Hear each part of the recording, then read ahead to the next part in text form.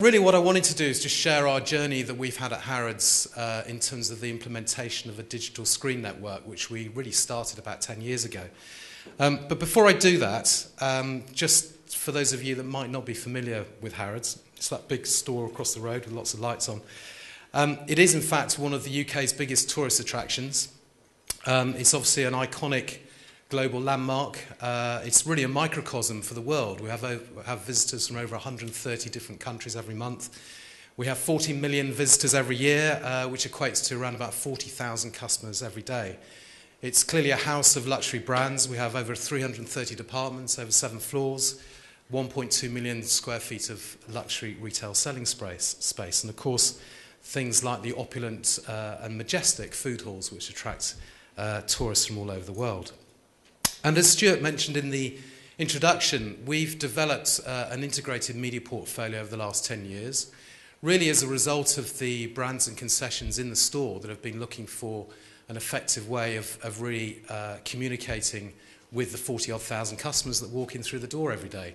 So I think prior to going back about 15, 20 years ago, most brands were engaging and spending their marketing funds on reaching customers outside of Harrods. And I think what we've seen is a way that we've developed what we feel is a very strong media portfolio for them to engage more directly with the customers that are coming into the store. And clearly they're doing this in order to drive their ROI. They're doing this to just explain where they are, because I'm sure you're all, like myself, still get lost in Harrods. But it's also about showing that they're present and they're associated with other great luxury brands within the store. So we have a very extensive publishing division. We published over 30 different titles last year, employ 30 plus people. We also have posters, sponsorships, windows, exhibitions, and print and vinyls, and all sorts of integrated media, particularly in direct marketing as well, working with our CRM team to our 500,000 database in the UK. But really at the heart of all of this has been very much our digital signage networks, which we, as I said, we've been developing for the past 10 years. And it was our vision, and really still is our vision today, to be innovators in digital signage within a luxury retail environment. We wanted to be very conscious of design.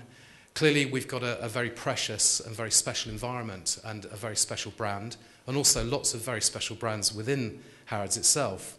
So for us, it was all about really trying to work with the best partners, the best providers, the best technology, and how we could best integrate that within this very precious environment. And above all, and I think it's been great to see everyone touch on how important at the end of the day it's about the content and actually making meaningful messages to the actual consumer, which I'll come on to a bit more in a second. But I've just got a short video to show you, which shows the transformation, if you like, from our old way of running digital screen networks, which was probably about 6 or 7 years ago, where we had a large number of relatively small format screens integrated into old lightbox poster sites. And the way that we've transformed that as a result of working with architects and designers and our own technical services team, when there's been a major refurbishment like we had last couple of years ago, for the Escalator 10 area. And this short video shows you, hopefully you can tell the difference between the old and the new.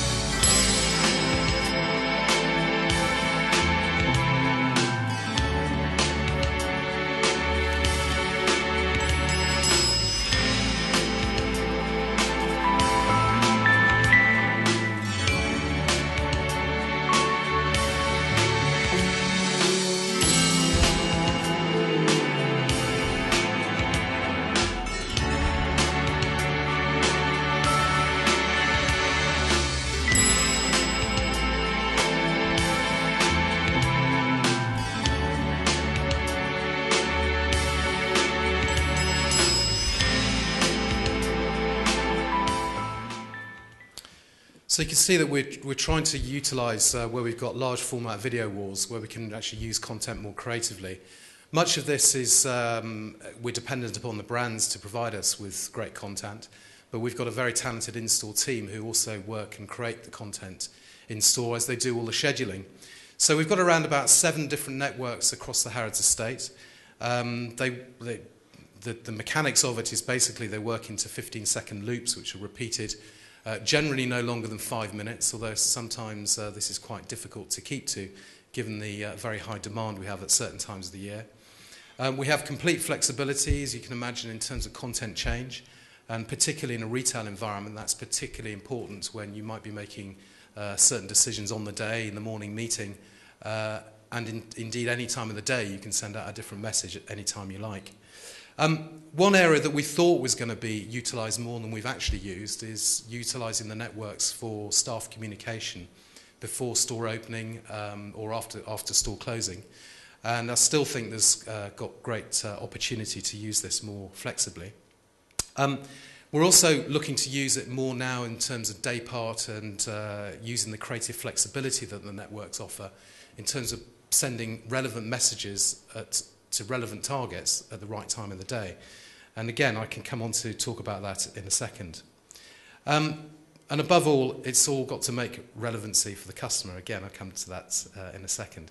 But design and aesthetics is really important for us. This photograph shows the Art Nouveau showcases that were originally posters, and then we integrated the screens into this at Escalator 3. This has now actually disappeared, so the next generation for this area is currently under hoarding. But this is a good example of the way that we've integrated screens in a well thought through format. But it's given us some great challenges, certainly in terms of heat and ventilation, putting screens behind glass encased in screens. This is a more recent example of the way we've integrated and maximised the bulkhead space in terms of utilising it as a video wall. And again, the way that we've worked with the designers and the architects to best integrate that to the architectural environment has been particularly important. We still have, in fact, this is a large projection screen which is at door 5, which has been in place for about 7 or 8 years now. We thought it was going to last about a year, but such has been the demand from brands who really want to show up their very expensive creative advertising campaigns in lights and the biggest format possible. It still has huge appeal for them, especially when, of course, they've worked with the world's best models, photographers, and been on these very expensive locations around the world. They obviously want to make sure that they get the best bang for their buck. In terms of the way we've integrated 2 areas like the Egyptian escalator in the heart of the store, this is obviously a very sensitive area in terms of what we can do in this environment. But these screens really pop out in terms of it being quite a dark area, so they really are very impactful across that particular area. And in fact, they do integrate quite well, showing the modern against the sort of more ancient, should we say. But retail, as I'm sure all of you don't need telling, is a very, very challenging environment. The challenges, particularly with in-store digital networks, is how do you effectively reach a moving audience with a moving message. And I think a lot about what we've heard about today is about how handheld devices can interact with static signage, and that's something that we're still challenged with, given the fact that our screens are around the high moving areas in terms of the escalators in the store. It's also about creating engaging content that influences that audience and making it meaningful. And it's also about, we believe, in terms of declutterization. One of my great mantras was when we were putting in the networks that we had to get rid of so much of the paper-based signage around the store in order to clean up the environment and utilize the digital screens to their full flexibility. We also clearly need to make sure that they create an impact and are influential platforms of communication. But in terms of engaging content, I think we were particularly keen on trying to find more relevant. We did quite a bit of customer research about what customers wanted in terms of content. And we were shooting for the Harrods magazine, a particular shoot for trench coats. So now when we're shooting in the studio, we tend to film, so we've got our own digital content that we can use on our other portals. And we are now using, or we did when that very, very wet summer we had last summer, we used this content on the big screens at Escalator 10 just as soon as it was raining outside, which was most days, the team were instructed to obviously play the content. I'm singing in the rain, just singing in the rain. What a glorious feeling, I'm happy. So that screen says umbrella, gloves and hats on the ground floor. We saw some significant uptake, we're pleased to say. Now, obviously I'm putting it down to the screens. I think God would probably put it down to the weather. But the very fact that making relevance with what was going on outside to actually within the store is obviously something which is a bit of a no-brainer. In terms of advertisers and do they feel it works, well, I had a call one day from Daniela at Porsche Design, who was really struggling with a hopeless position, to be honest, that she was given a temporary pop-up store within Harrods, which the adjacencies were terrible, and she was getting she had marvellous products on display, but getting no footfall and no retail sales. So we played around with some of her content she gave us, and within 24 hours we had this reel up on the screens, and the impact was instantaneous. She saw her sales and footfall dramatically increase, literally within an hour of the content going up on the screen. So that's one of our best testimonials, I think, to date. I have a short video now which will just give you perhaps more of an overview of the various networks to put, hopefully, some of what I've been talking about into some perspective.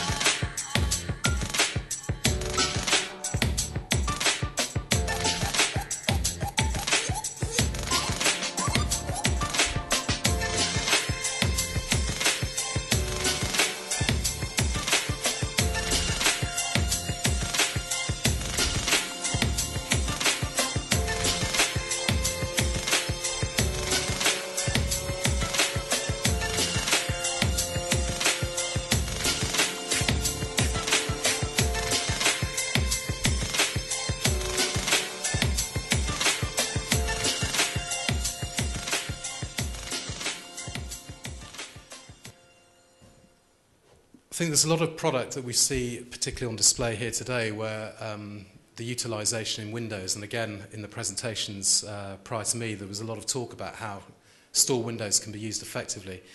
For anybody that's a familiar and regular shopper at Harrods, or even if you go past the store on a regular basis, you'll see that digital screens are featured very widely amongst lots of different promotions and displays in the windows.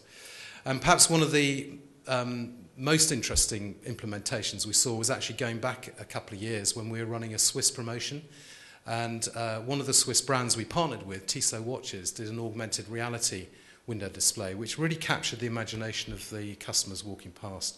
And here's another quick video just to show you that.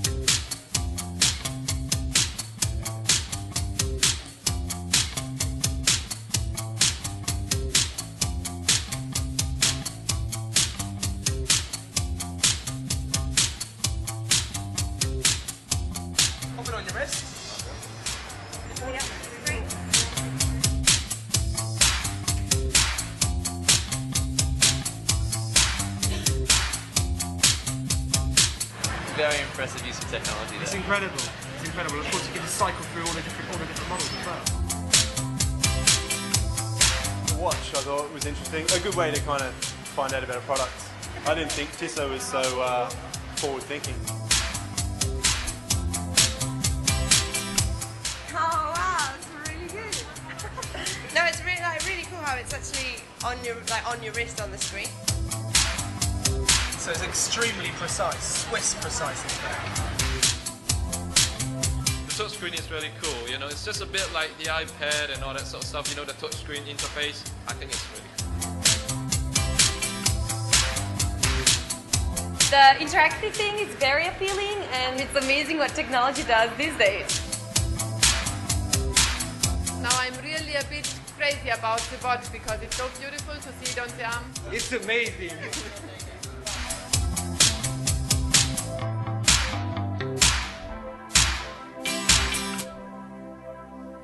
I think a couple of things struck me about that. One was about how a lot of the customer reaction was people saying they didn't actually think that Tissot were that technologically advanced or associated with really cool innovations. So I think it's the way that brands can utilise digital and technology in a really positive way. But I think the other thing is also, you know, that was, 18 months, 2 years ago, and the way that technology has moved on so quickly is frightening. And actually, some of that stuff is quite old hat now, particularly when you look around the room and seeing some of the things that we've seen here today. And in terms of our own evolution of digital, this is probably a familiar slide, hopefully, to some of you in the room. One of the main entrances off Hans Crescent into the store. And we are planning to redevelop this area in 2015, I believe. So, for example, what we've currently got, again, using our strategy of moving away from high volumes of smaller screens to lower numbers of high-impact screens. This is how something like this could look in the future. Likewise, on the first floor, this is our ode to Grace Brothers, and the rather 70s display cases complete with red carpet. I'm pleased to say the red carpet is now gone. But again, this is how something like a display case might change. And we found, again, the feedback from the brands is they don't want to go completely digital. For them, it's really important to still have some product displays that they can actually integrate digital with their displays to give more information about the product to the consumer. Again, this is a current wall of screens that we've currently got on this particular busy escalator, which might turn into, again, declutterization, far more high impact, and much cleaner presentation of the actual material itself. And in fact, the existing escalator at the back of the store, this is a photograph of how it looked before it went into hoarding and the sledgehammers came out. And this is how it's going to look when it opens later on this year, scheduled to open, I think, at the beginning of November. Going back to all its glory from a bygone era, with a much more natural light coming in from the outside of the store. We're working with Make Architects, who are doing a fantastic job in terms of bringing back the former glories of this area. And this is how we might be integrating, we will be integrating, digital video walls into the environment. Again, very much designed in right at this early planning stages. So we're working very closely with our technical services and architects right at the early planning stages, rather than being an afterthought and bolted on after the event. And again, one final visual just to show how that might look from another area. So that was it from me. Thanks very much for listening.